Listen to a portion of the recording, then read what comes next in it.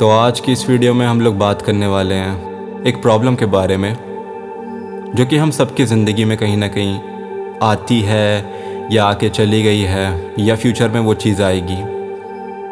जिस प्रॉब्लम का नाम है वाई मी, मैं ही क्यों। तो इस प्रॉब्लम को अगर हम थोड़ा डाइसेक्ट करें तो इसको समझाने के लिए हमारी लाइफ में बहुत सारी चीज़ें चल रही होती हैं और हमें लगता है कि यार ये सारी चीज़ें मेरे साथ ही क्यों हो रहा है। लगता है ना कि हमारे हाथ में कुछ नहीं है। जो भी चीज़ें मैं करता जा रहा हूँ मैं उसमें हारता जा रहा हूँ और समझ नहीं आ रहा कि मैं क्या करूँ। हमें लगता है कि हम आगे नहीं बढ़ पा रहे हैं और जब हम अपने आसपास देखते हैं लोगों को आगे बढ़ते हुए तो हमें एक अजीब सा फील होता है, कुछ एक अजीब सी बेचैनी होती है। मैं ही क्यों, मेरे साथ ही ऐसा क्यों हो रहा है, बाकी सब तो अपनी ज़िंदगी मज़े में जी रहे हैं, मैं ही क्यों जिसके साथ इतना बुरा सब कुछ होता जा रहा है। तो उनको मैं बताना चाहता हूँ कि तुम अकेले नहीं हो। We all are struggling in our life, you are not alone. हम सबकी लाइफ में भाई कोई ना कोई प्रॉब्लम होती है और ये प्रॉब्लम भाई बहुत टाइप की हो सकती है।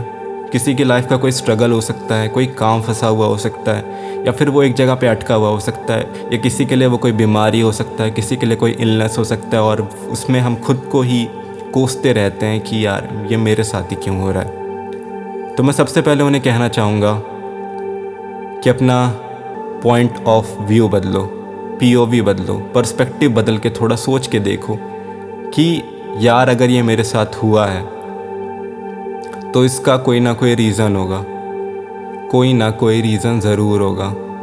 हर चीज़ किसी न किसी रीज़न से होती है।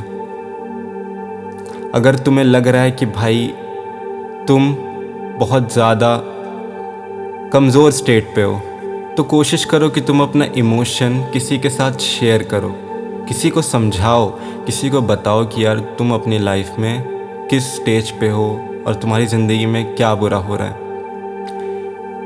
कई बार हमें किसी की ज़रूरत होती है हमारा इमोशन समझने के लिए या समझाने के लिए।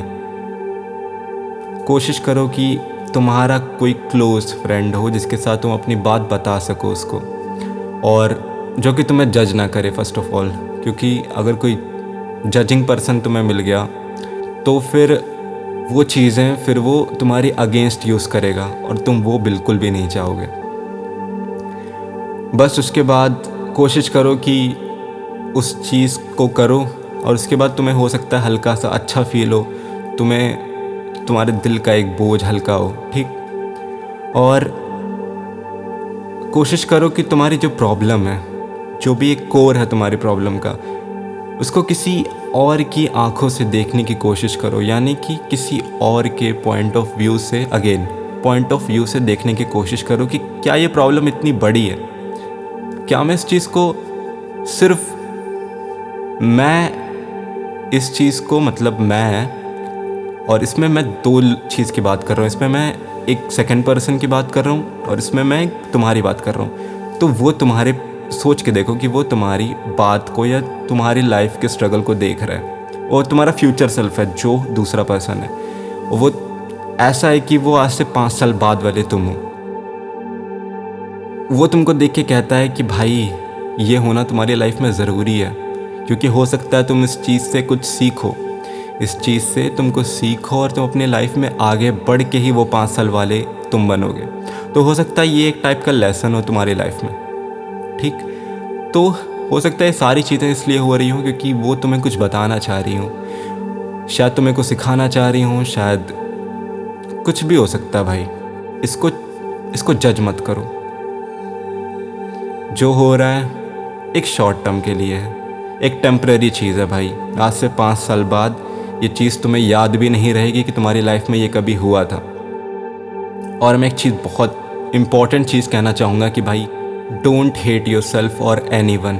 किसी को भी हेट मत दो, किसी को भी हार्श वर्ड मत बोलो, और ख़ुद को भी कोशिश करो कि तुम ज़्यादा बुरा भला मत बोलो। मतलब मैं कहूँगा कि बिल्कुल भी मत बोलो भाई, क्योंकि वो तुम्हारा सेल्फ इस्टीम डाउन कर देता है। वो तुम्हें एक ऐसे ट्रैप में फंसा देता है कि भाई जिससे तुम नहीं निकल पाओगे।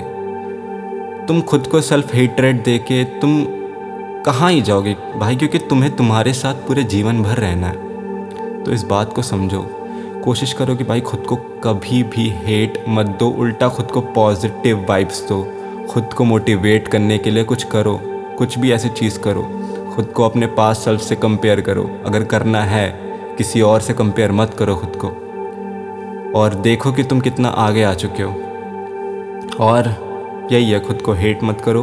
और कभी कभी ना हमारी ज़िंदगी इतनी अजीब हो जाती है, इतना चीज़ें फक्ड अप हो जाती हैं कि भाई थोड़े टाइम के लिए हमें रुकना चाहिए।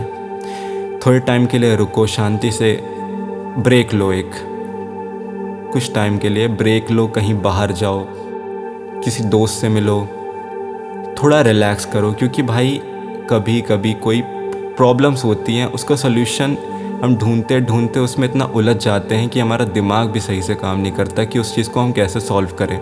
अब ऑन द अदर हैंड अगर हम उस चीज़ के लिए थोड़ा रुक जाएं कि भाई ठीक है, ये प्रॉब्लम अपनी जगह है, लेकिन मैं थोड़ा सा ब्रेक लूँगा और मैं इस चीज़ पे वापस आऊँगा। ऐसा नहीं है कि मैं इस चीज़ को छोड़ दे रहा हूँ, लेकिन वो जो छोटा सा ब्रेक होता है वो हमें रिचार्ज करने में, रिफ़्रेश करने में बहुत ज़्यादा मदद करता है हमारी ज़िंदगी में। और एक और चीज़, only you can get yourself out of there. केवल और केवल तुम ही खुद को इस गड्ढे से, इस ट्रैप से जिसमें तुम फंसे हुए हो, उससे निकाल सकते हो, और कोई भी नहीं कर सकता।